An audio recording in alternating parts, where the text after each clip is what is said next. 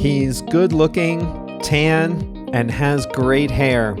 22 attractive women moved into a Mediterranean mansion hoping to steal his heart on television. Yawn. You've heard this before, right? The Bachelor is over 20 years old.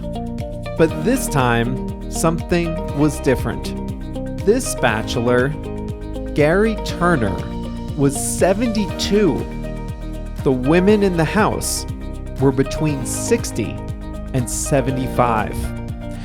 Hi there, it's Jeff, and we are about to start another Plain English lesson. This is number 641. So our friend, JR, the producer, has uploaded the transcripts, audio, and much more to plainenglish.com/641. Now, as you know, here on Plain English, we help you upgrade your English with stories about current events and trending topics. And we always show you how to express a new idea in English too. Here's what we have for you today. The Golden Bachelor is a spin-off of the Bachelor reality TV franchise, and this one features older adults. It was a hit, not just at the senior center, but among young people too. We'll take a closer look at the first senior citizen dating show to hit network airwaves in America. In the second half of the lesson, I'll show you how to use the English expression angle for. I think we're ready. Let's dive in.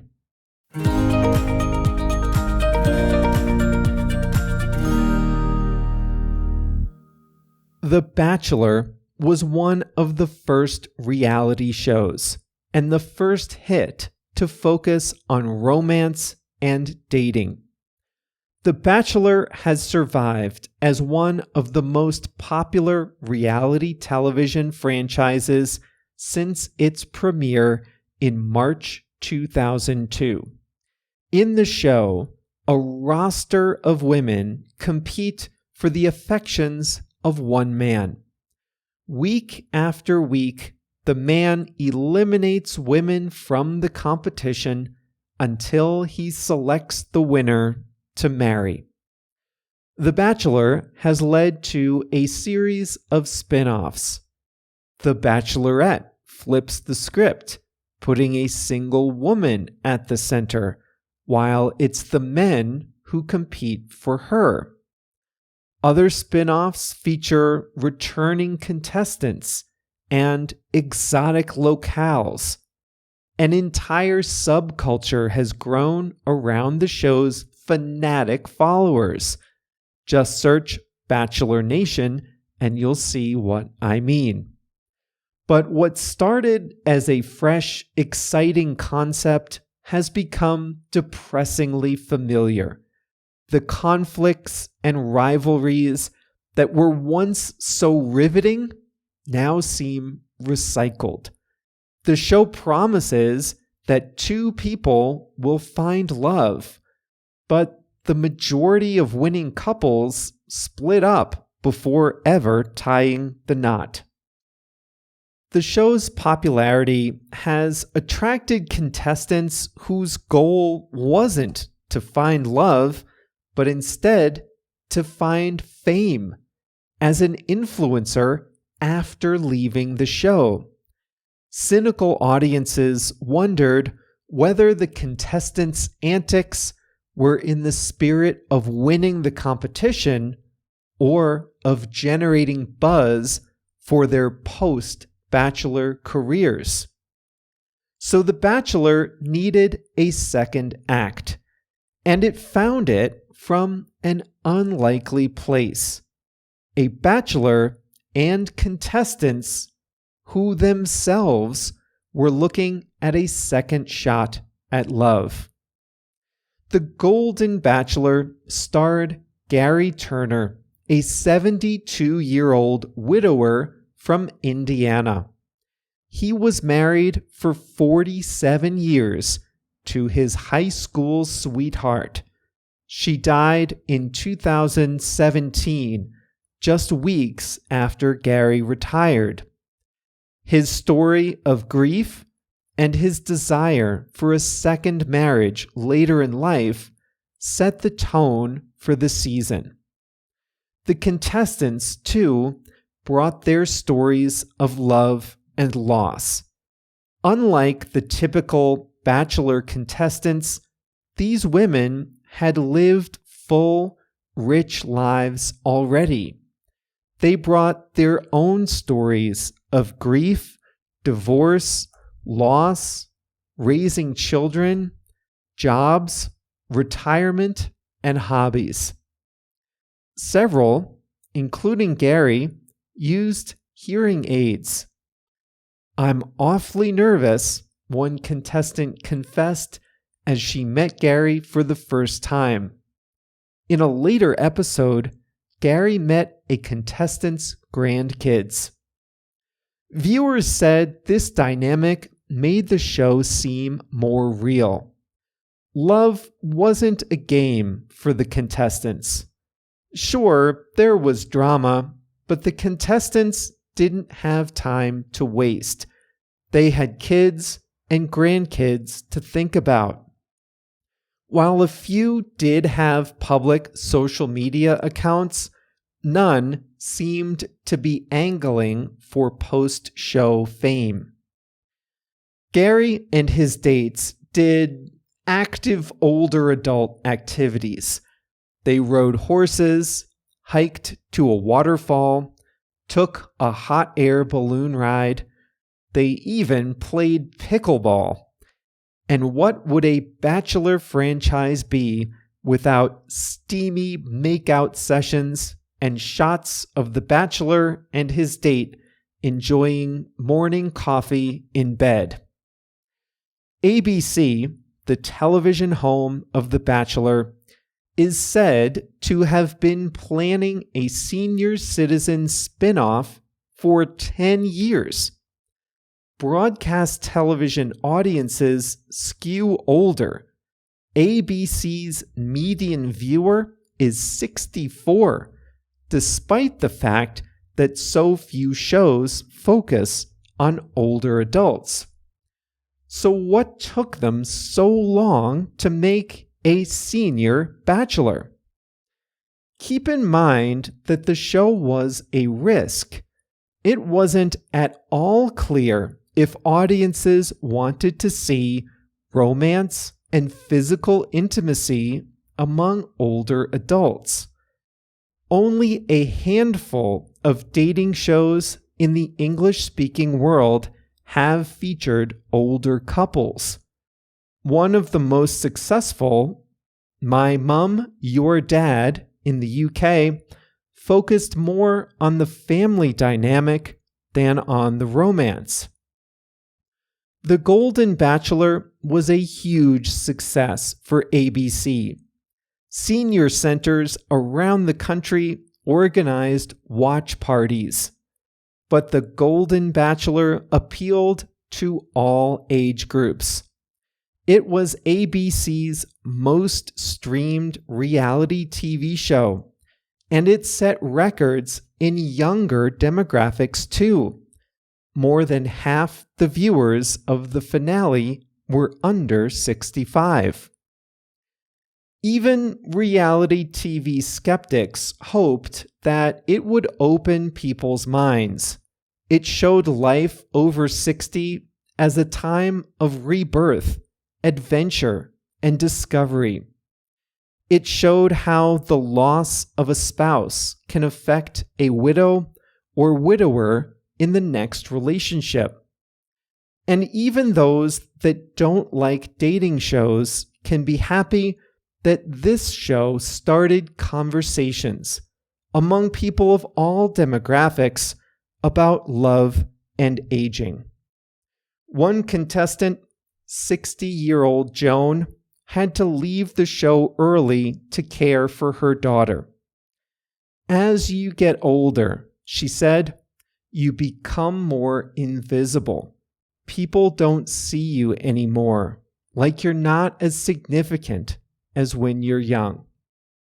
She was grateful for the chance to be seen and celebrated at her age.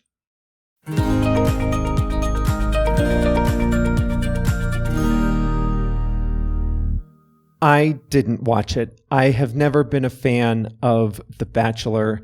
Once when I was sick.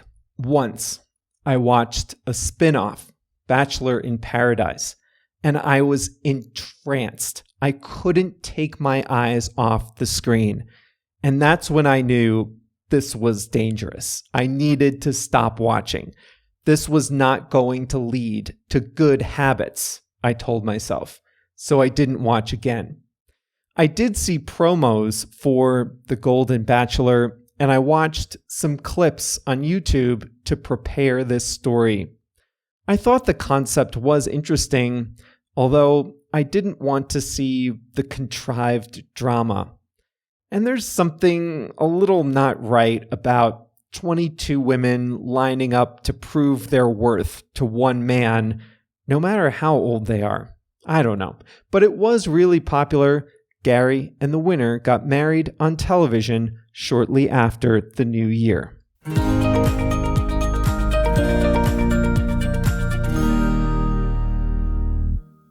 Angle for is an expression that means to try to get something, usually in a subtle or indirect way. When someone is angling for something, that person is behaving in a way to influence the outcome of a situation, usually to his or her own advantage. It sometimes, but not always, sometimes implies a little bit of sneakiness or dishonesty. Sometimes, but not always. Let's start with an example of angle for that does not imply dishonesty. Andreas is angling for a promotion at work. He's angling for a promotion at work means that he's doing things that he hopes will earn him a promotion. He's doing the subtle, smaller, indirect things that he hopes will improve his chances of earning the promotion. This is not wrong. This is not unethical, not necessarily. Someone angling for a promotion might work a little harder. He might take on a project that nobody else wants to do. She might do a little more internal networking, speak up more often in meetings, highlight her own accomplishments. One way to try to get a promotion is to walk into the boss's office and demand it. Another way is to angle for the promotion, to act in a more indirect way, do related things that make it more likely that you'll get the promotion. But here's a case where angling for is a little sneaky and a little dishonest. Have you seen The Bachelor? It's the most famous dating reality show in the US, maybe in the world. The idea is that there's a bachelor, a single man, and he's looking for love. So lots of women come on the show to win his affections. The one he likes or loves the best gets a shot to marry him. The show is so popular that many former contestants have gone on to have brand sponsorships, careers as influencers, and even their own reality shows. So now, as The Bachelor has matured, many people go on the show not to find love, not to win the competition, but to angle for their own post-show careers as influencers. In other words, they don't go on the show to win. They go on the show and they do things that will get attention. They do things that they think will make it more likely for them to be popular on social media after the show is over. They're angling for social media fame. Now, this feels a little sneaky. This feels a little cynical. Audiences want to see the competition. Most people know it's not reality, but they still like the sense of competition. They don't want to see people on the show that are just angling for their own sponsorship deals. That cheapens the experience for viewers. A similar thing happens in politics. Here's an example from the US. Lots of people run for president. Lots of people with no chance of winning. They still run. Why? Some think they have a chance. Okay. But unfortunately, a lot of presidential candidates are just angling for cable news contracts after they lose. They're not running to win. They're angling to get a job in the media later. The candidacy is just a tactic. Other candidates are angling for a job in the winner's government. A candidate with no chance of winning still gets to stand on stage, still gets to spend donors' money, still gets to raise his or her profile, still gets to go on TV. And that might be a nice boost to get a cabinet position or at least an ambassadorship. So some candidates are just angling for a job later.